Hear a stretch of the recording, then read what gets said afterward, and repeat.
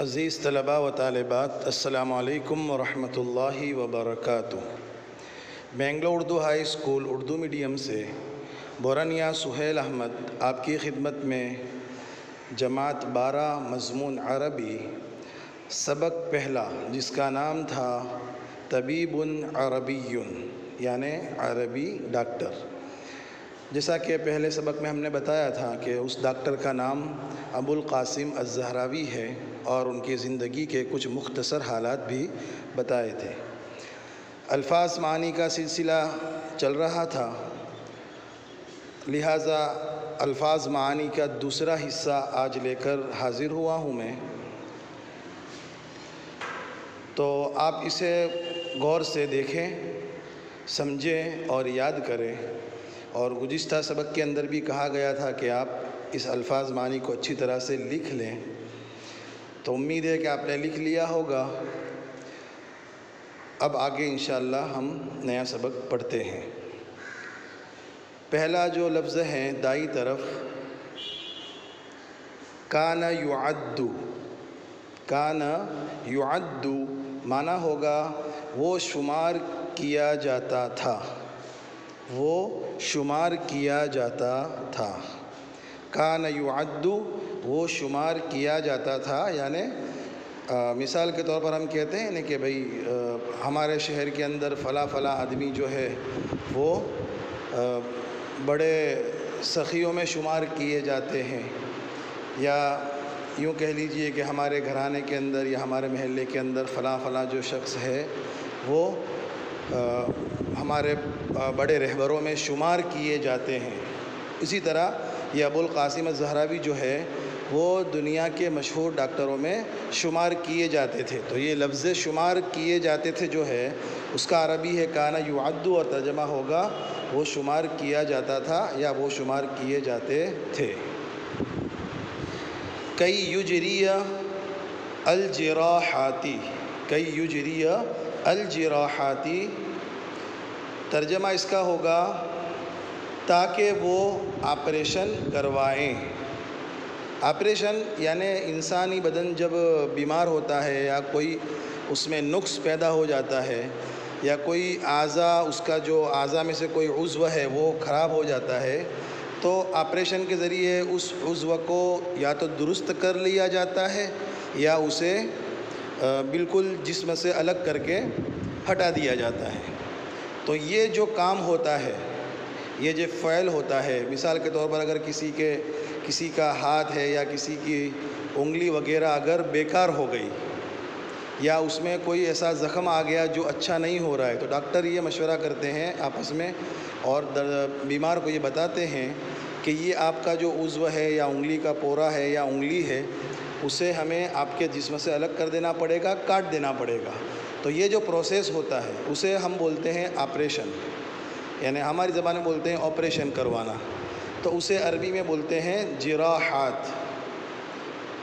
ترجمہ پورا ہوگا تاکہ وہ آپریشن کروائیں۔ اب یہ جملہ کہاں پر سیٹ ہوگا سبق کے اندر، یہ ہم انشاءاللہ جب عبارت کا ترجمہ سیکھیں گے اس وقت ہمیں سمجھ میں آ جائے گا۔ قیمتن، قیمتن کا معنی ہوگا قابل قدر، یعنی قدر کے قابل، قیمتی چیز۔ یعنی قد وصف، قد وصف کا معنی ہوگا اس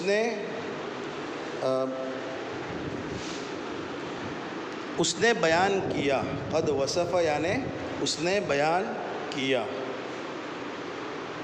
مرجع معنی ہوگا حوالہ۔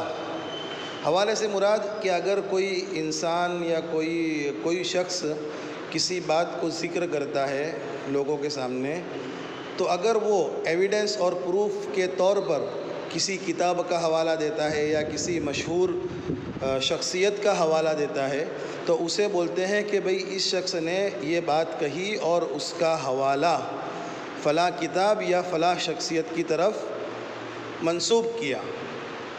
تو اس منسوب کرنے کو اور اس طرح یعنی جو بات اپنی بات کا جو پروف اس نے پیش کیا ہے، اس بات کے پروف پہ جو بات پروف کے طور پر پیش کی ہے اور اس کا جو حوالہ دیا ہے اسے عربی میں کہیں گے مرجع۔ بارزتن، بارزتن کا معنی ہوگا چنندہ، یعنی چنے ہوئے لوگ۔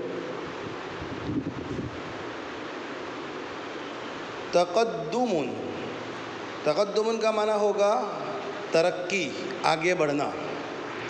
معظم معنی ہوگا بڑا حصہ، معظم یعنی بڑا حصہ۔ مثال کے طور پر ہم یوں کہتے ہیں کہ دنیا جو گول ہے اس میں زمین کم ہے اور بڑا حصہ، ایک بڑا حصہ پانی ہے، یعنی زمین اور پانی کی جب مقابلہ کیا جائے گا تو اس کے اندر پانی زیادہ ہے تو ہم کہیں گے بڑا حصہ پانی کا ہے، تو جو بڑا حصہ جو ہم بولے اسے عربی میں کہیں گے معظم۔ نحتن، نحتن کا معنی ہوگا مجسمہ، نحتن کا معنی ہوگا مجسمہ، یا یوں کہہ لیجئے کہ پتھر کو تراش کر کوئی چیز بنائی جائے اسے کہیں گے نحتن۔ اخیر میں ہے التصریف۔ یہ التصریف جو ہے وہ ابو القاسم الزہراوی نے جو کتاب لکھی تھی فن طب کے اندر، اس کتاب کا نام انہوں نے رکھا تھا التصریف۔ اب سامنے ہے یہاں پر نال منزلتن رفیعتن، نال منزلتن رفیعتن، اس کا معنی ہوگا اعلیٰ مقام حاصل کیا، اعلیٰ مقام حاصل کیا، یعنی انہوں نے ڈاکٹری کے اندر اعلیٰ مقام حاصل کیا، بہت آگے بڑھے۔ موسوعتن، موسوعتن کا معنی ہوگا انسائکلوپیڈیا۔ اب یہ انسائکلوپیڈیا کا مطلب یہ ہے کہ کسی فن کے اندر کوئی کتاب لکھی گئی ہو۔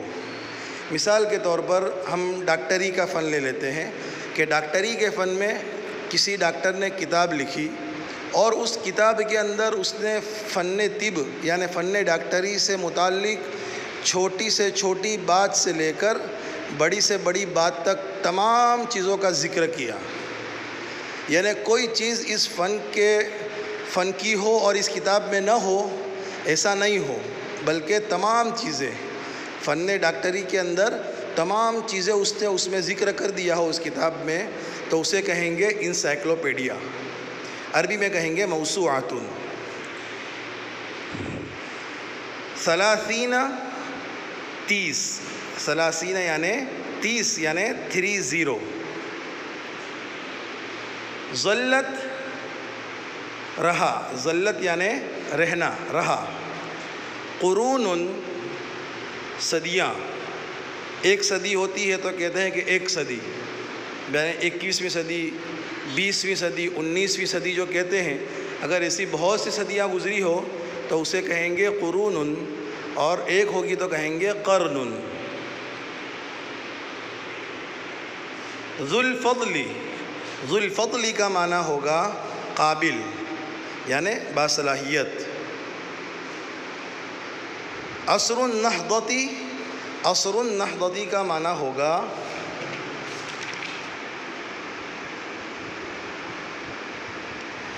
عصر النہضتی کا معنی ہوگا دوبارہ پہچاننا یا دوبارہ پہچان کروانا، یعنی کوئی چیز ایسی تھی جو کسی زمانے میں پائی جاتی تھی، پھر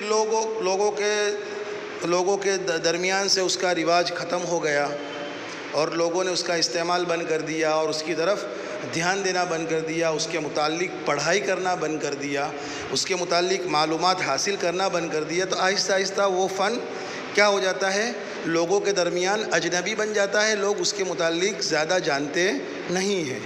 پھر ایک زمانے کے بعد جب کوئی شخص اس فن کے اوپر محنت کرتا ہے اور اس کو دوبارہ نکھار کر لوگوں کے سامنے پیش کرتا ہے تو اس کام کو کہتے ہیں کہ عصر النہضتی یعنی دوبارہ پہچان کروانا۔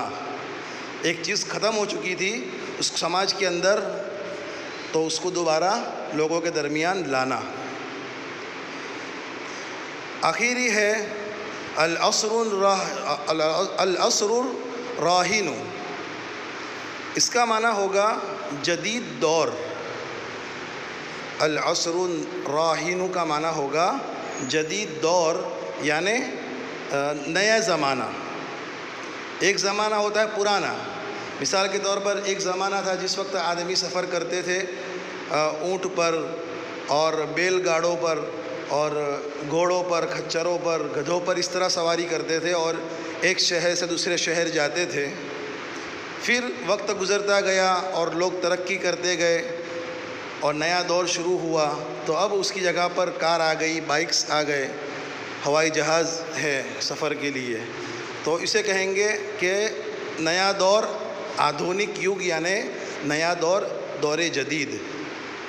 تو عزیز طلباء و طالبات، یہ مکمل پہلے سبق کے الفاظ معنی ہمارے ہو چکے ہیں. آپ اسے بھی اپنی کاپی کے اندر اچھی طرح سے لکھ لیں اور گوگل فارم آپ کو بھیجا جائے گا، آپ اسے مکمل کریں اور سبمٹ کریں.